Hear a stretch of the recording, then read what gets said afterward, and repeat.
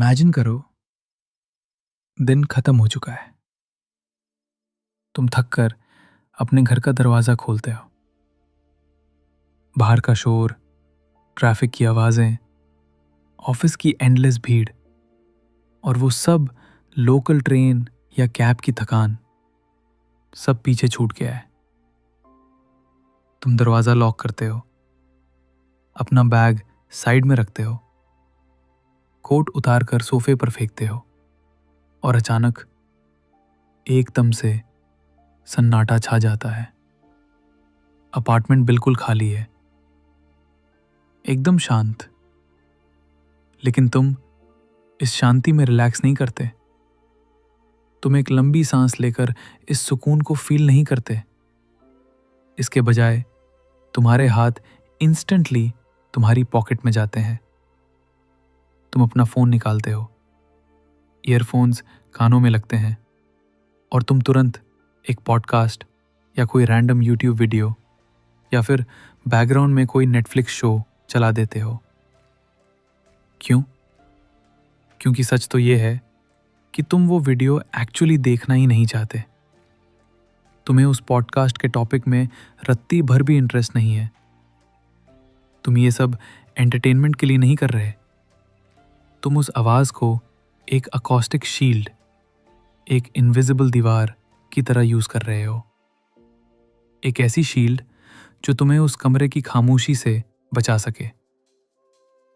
हम अपने ही घर की शांति से, अपने ही अकेलेपन की खामोशी से इतना डरते क्यों हैं? ये खामोशी इतनी डरावनी क्यों है? आज हम खामोशी का एक ऑटोप्सी करेंगे।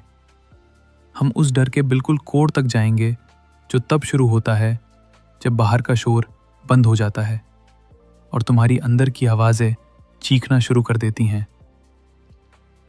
सबसे पहले तो एक गहरी सांस लो और खुद को जज करना बंद करो। ये जो तुम्हारी आदत है ना, हमेशा बैकग्राउंड नॉइज ढूंढने की, ये तुम्हारी गलती नहीं है। ये डीपली एवोल्यूशनरी है। तुम्हारा ब्रेन इसी तरह डिजाइन किया गया है।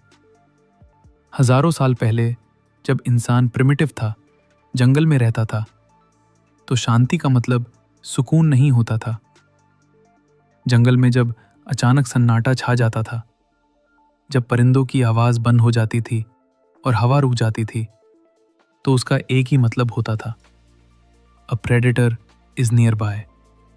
कोई खूंखार जानवर आसपास है। तुम्हारे ब्रेन के सबसे प्रिमिटिव हिस्से में एक छोटा सा ऑलमंड शेप का ऑर्गन होता है जिसे हम एमिगडाला कहते हैं। ये तुम्हारा इंटरनल स्मोक डिटेक्टर है। इसका काम है तुम्हें जिंदा रखना। आज तुम जंगल में नहीं, एक हाईली सिक्योर, लॉक किए हुए सेफ अपार्टमेंट में बैठे हो। लेकिन तुम्हारे एमिगडाला को ये बात नहीं पता। जब तुम्हारे कमरे में एकदम सन्नाटा होता है तो तुम्हारा प्रिमिटिव ब्रेन ऑटोमेटिकली थ्रेट्स यानी खतरों को स्कैन करना शुरू कर देता है। वो आसपास देखता है, बाहर देखता है, और जब उसे फिजिकल एनवायरनमेंट में कोई एक्सटर्नल खतरा नहीं मिलता तो पता है वो क्या करता है? वो अंदर की तरफ मुड़ जाता है। जब बाहर दुश्मन नहीं मिलता तो तुम्हारा दिमाग तुम्हारे ही अंदर दुश्मन ढूंढने लगता है। तुम्हारी पास्ट मिस्टेक्स, तुम्हारे फ्यूचर के फियर्स, तुम्हारी अजीब सी ओवरथिंकिंग सब सरफेस पर आने लगते हैं। The brain turns on itself. लेकिन बात सिर्फ एवोल्यूशन पर खत्म नहीं होती। इसका एक और बहुत गहरा और थोड़ा दर्दनाक हिस्सा भी है। साइंस कहती है, और जैसा कि डॉक्टर बेजल वैन डर खोल्क ने अपनी ग्राउंड ब्रेकिंग रिसर्च में एक्सप्लेन किया है, the body keeps the score. जब हमारा दिमाग किसी चीज को भूलने की कोशिश करता है, तब हमारी बॉडी उस दर्द को अपने सेल्स में, अपने नर्वस सिस्टम में स्टोर कर लेती है। ट्रॉमेटाइज्ड लोगों के अंदर का अलार्म बेल हमेशा ऑन रहता है। उनका ब्रेन एक्सटर्नल रियलिटी और पास्ट ट्रॉमा में फर्क नहीं कर पाता। अगर तुम्हारा बचपन थोड़ा भी केओटिक रहा है, अगर तुमने अपने घर में बहुत फाइट्स देखी हैं, अनप्रिडिक्टेबल पेरेंट्स देखे हैं, या किसी टॉक्सिक रिलेशनशिप का हिस्सा रहे हो, तो तुम्हारे नर्वस सिस्टम की वायरिंग बदल चुकी है। एक बच्चे के लिए जो एक इमोशनली अनस्टेबल घर में बड़ा हो रहा है, वहां शांति का मतलब पीस नहीं होता। वहां शांति का मतलब होता है द काम बिफोर द स्टॉर्म। एक ऐसी चुप्पी जिसके बाद अचानक से दरवाजा जोर से पिटेगा, जिसके बाद अचानक से चीखने की आवाज आएगी, जिसके बाद कुछ टूटने की आवाज आएगी। तुम्हारी बॉडी ने बचपन से यही सीखा है कि जब सब कुछ शांत होता है तभी सबसे बड़ा खतरा आता है। तो आज सालों बाद जब तुम अकेले अपने कमरे में होते हो और वहां साइलेंस होती है, तो रैशनली तुम्हें पता है कि तुम सेफ हो, लेकिन तुम्हारा नर्वस सिस्टम पैनिक में चला जाता है। तुम्हारी बॉडी को लगता है कि कुछ बुरा होने वाला है। वो एंग्जाइटी, वो सीने में अजीब सी घबराहट, वो अगर तुम्हारा अटैचमेंट स्टाइल एंग्शियस है तो ये तुम्हारा प्रोटेस्ट बिहेवियर है। जब आसपास लोग होते हैं, डिस्ट्रैक्ट करने के लिए काम होता है, तो तुम नॉर्मल फंक्शन करते हो, लेकिन खामोशी में तुम्हारे अंदर का वो छोटा सा अनलेफ्ट बच्चा बाहर आ जाता है, जिसे हमेशा से अबैंडनमेंट का डर रहा है। तुम्हारा दिमाग उस अकेलेपन को एक फिजिकल पेन की तरह प्रोसेस करता है। तुम्हें लगता है कि अगर अभी उस इंसान का रिप्लाई नहीं आया, अगर ये कनेक्शन अभी वैलिडेट नहीं हुआ, तो तुम हमेशा के लिए अकेले रह जाओगे। खामोशी तुम्हें तुम्हारी अकेलेपन की सबसे डार्क रियलिटी दिखाती है। वो तुम्हें याद दिलाती है कि end of the day, no matter how many contacts you have on your phone, you are sitting alone in a room. And for an anxious heart, being alone feels like being abandoned. इसीलिए हम लगातार text करते हैं, इसीलिए हम उन लोगों को भी मैसेज कर देते हैं जिनसे हम बात भी नहीं करना चाहते, just so that my phone vibrates and I feel like I exist. लेकिन इन सबसे बड़ा रीज़न जो सबसे डार्क है, वो ये है कि खामोशी हमारी लाइफ का सबसे बड़ा आईना है। A mirror we are absolutely terrified of. Carl Jung और रॉबर्ट ग्रीन जैसे थिंकर्स ने एक कॉन्सेप्ट दिया था, द शैडो सेल्फ। जब हम सुबह उठते हैं और बाहर जाते हैं, तो हम सब एक मास्क पहनते हैं, सोशल मास्क। ऑफिस में हम कॉन्फिडेंट एम्प्लॉय हैं, दोस्तों के बीच हम फनी और चिल हैं, फैमिली के आगे हम रिस्पॉन्सिबल हैं। शोर में और दूसरे लोगों के आसपास उस मास्क को पहने रखना आसान होता है। हम अपनी ही एक्टिंग पे इतना यकीन कर लेते हैं कि हमें लगता है वही हमारी रियलिटी है। लेकिन जब तुम रात को अपने कमरे में आते हो, लाइट्स ऑफ करते हो और खामोशी तुम्हारे कमरे में दाखिल होती है, तो वो मास्क गिर जाता है। Silence strips you naked. जब कोई और देखने वाला नहीं होता, जब एंटरटेन करने के लिए कोई डिस्ट्रैक्शन नहीं होता, तब तुम्हारी मुलाकात उस इंसान से होती है जिसे तुमने दिन भर दबा कर रखा था, तुम्हारा शैडो। इस शैडो में तुम्हारी वो सारी फीलिंग्स हैं जिन्हें तुमने प्रोसेस नहीं किया। वो चिड़चिड़ापन जो तुम्हें अपने बॉस पर आया था पर तुमने स्माइल कर दी थी।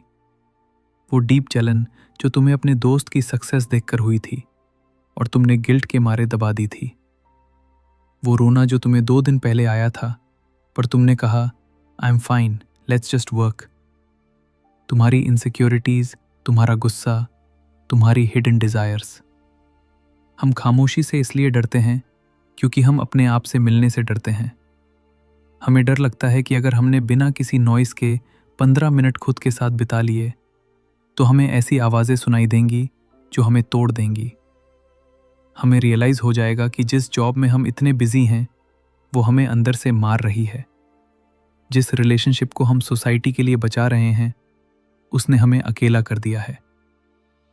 खामोशी हमें सच बोलने पर मजबूर करती है, और सच हमेशा अनकंफर्टेबल होता है।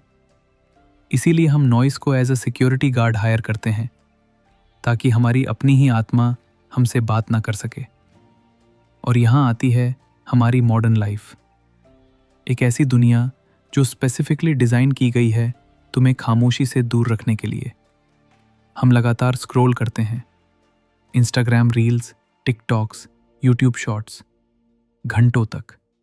हमारी आंखें थक जाती हैं, हमारा दिमाग नम हो जाता है, पर हमारा अंगूठा स्वाइप करना बंद नहीं करता। हमें लगता है कि ये एडिक्शन है, लेकिन रियलिटी में ये एक साइकोलॉजिकल एनेस्थीसिया है। जब एक पेशेंट की सर्जरी होती है तो डॉक्टर उसे एनेस्थीसिया देता है ताकि बॉडी को दर्द ना हो। ठीक वैसे ही जब हमारे दिमाग में अनप्रोसेस्ड ट्रॉमा, दुख और ओवरथिंकिंग का दर्द बढ़ने लगता है तो हम डोपामाइन की एनेस्थीसिया लेते हैं। हर रील जो तुम स्वाइप करते हो, हर नोटिफिकेशन जो पॉपअप होता है, वो तुम्हारे ब्रेन को डोपामाइन का एक छोटा सा शॉट देता है। ये डोपामाइन तुम्हारे इमोशनल ब्रेन को नम कर देता है। It starves your emotional pain. तुम ओवरवर्क करते हो, तुम वीक में 70 घंटे काम करते हो ताकि तुम्हारे पास सोचने का टाइम ही ना बचे। तुम टॉक्सिक रिलेशनशिप्स में रह जाते हो, बेवजह की सोशल गैदरिंग्स में जाते हो जहां तुम्हें मज़ा भी नहीं आता, सिर्फ इसलिए ताकि तुम अकेले ना रहो, क्योंकि द वॉइड, वो खालीपन, is just waiting for you to stop. लेकिन यहाँ एक बहुत बड़ी प्रॉब्लम है। डोपामाइन से दर्द खत्म नहीं होता, वो बस थोड़ी देर के लिए सुन्न हो जाता है, और जैसे ही स्क्रीन ऑफ होती, जैसे ही रात का अंधेरा बढ़ता है, वो दर्द दुगनी रफ्तार से वापस आता है। Numbing the pain is not healing the pain. The body will keep the score and it will exact its toll. तो फिर सॉल्यूशन क्या है? हम इस लूप से बाहर कैसे आएं? मैं यहाँ तुम्हें कोई जेनेरिक हॉलो एडवाइस नहीं दूंगा कि स्टे पॉजिटिव, मेडिटेट करो या take a walk in nature. जब तुम्हारा अंदर का घर आग में जल रहा हो तो वॉल्स पर पॉजिटिव कोट्स पेंट करने से आग नहीं बुझती। The only way out is through. आज रात या कल जब तुम वापस आओ अपने खाली घर में, अपना कोट उतारना, अपना बैग साइड में रखना, और जब तुम्हारा हाथ ऑटोमेटिकली फोन की तरफ जाए प्ले बटन दबाने के लिए, तो एक पल के लिए रुक जाना। Force yourself to pause. Phone को टेबल पर छोड़ देना, एक चेयर पर या जमीन पर बैठ जाना, and let the silence hit you. शुरू के कुछ मिनट बहुत टेरिफाइंग होंगे। तुम्हारी हार्ट रेट बढ़ने लगेगी, तुम्हारी ब्रीदिंग शैलो हो जाएगी, तुम्हारे सीने में वो फेमिलियर एंजाइटी, वो पैनिक उठने लगेगा। तुम्हें ऐसा लगेगा जैसे कमरे की दीवारें तुम्हारी तरफ आ रही हैं। Let it rise. उस पैनिक को उठने दो। पहली बार अपनी लाइफ में उस इमोशन से भागो मत। अपनी बॉडी की उन विसरल सेंसेशंस को फील करो, चाहे वो सीने में दबाव हो या पेट में अजीब सी गट रेंचिंग फीलिंग।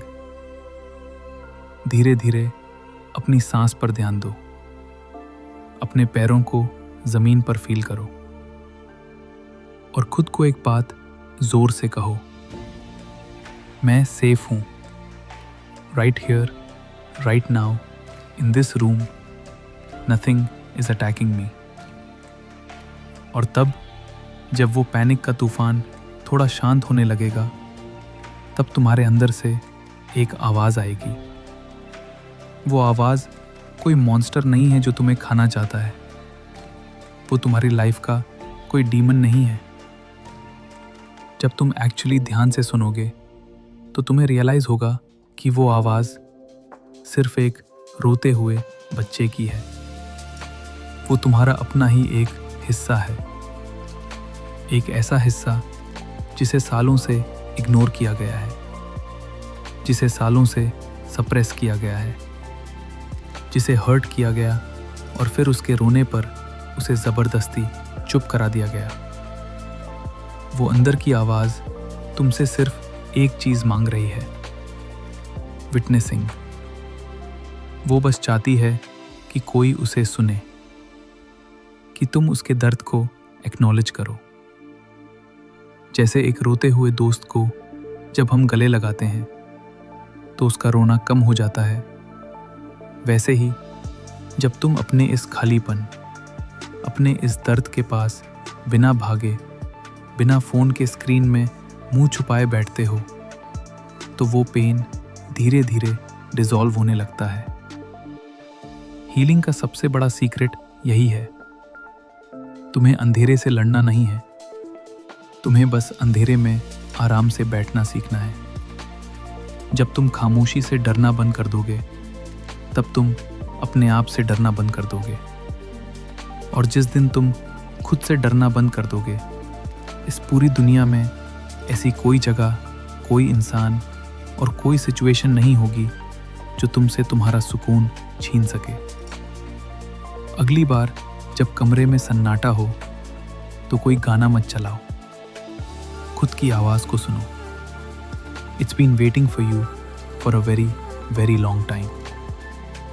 Good night.